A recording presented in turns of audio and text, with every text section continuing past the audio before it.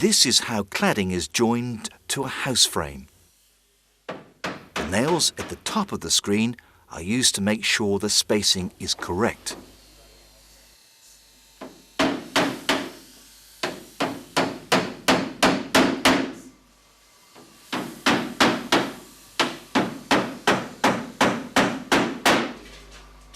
Because the sheets are so thin, you need a nail with a very thin head.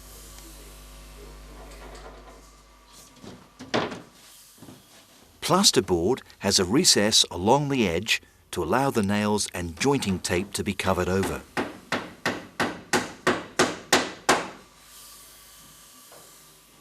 The nails have a rough surface to allow the plaster cement to grip.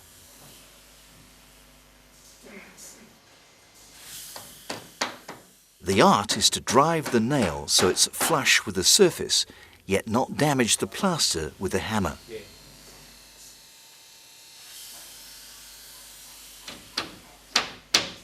If the plaster is crushed like this, then it won't have the strength to hold onto the nail.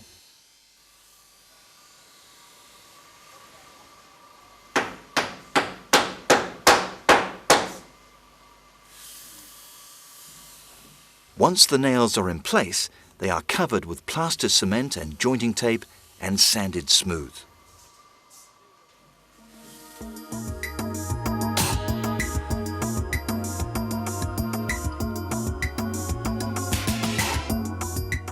Chipboards are fixed onto joists using normal nails at the center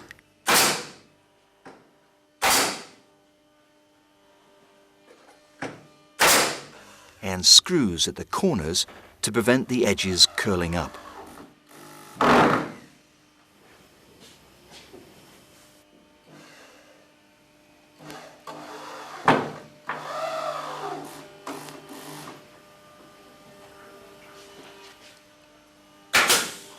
Floorboards are laid much more carefully. In fact, laying floorboards is an art in itself. The first board is nailed in place. Then cramps push the next boards into place before nailing. If the boards are laid too tight, the floor will buckle in humid weather. Too loose, and gaps will appear as the boards dry out and shrink.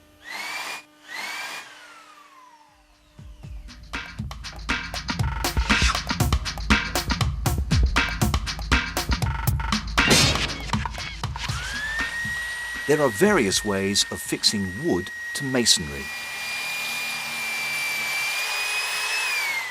In the old days, you would simply fill the hole with a softwood and then screw into it. Nowadays, the wood has been replaced by plastic. You may have to put the nail through the hole to line up.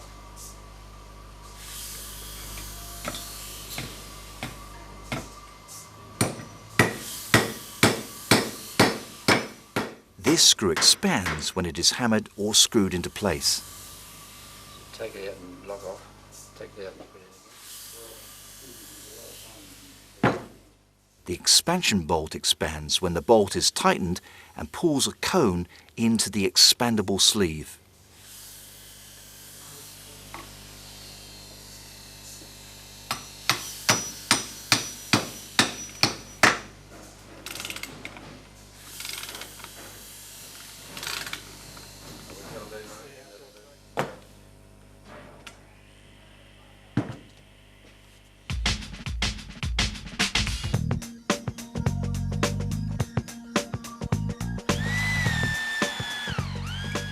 As fasteners and the techniques of using them improve, the strength and cost of building also improves.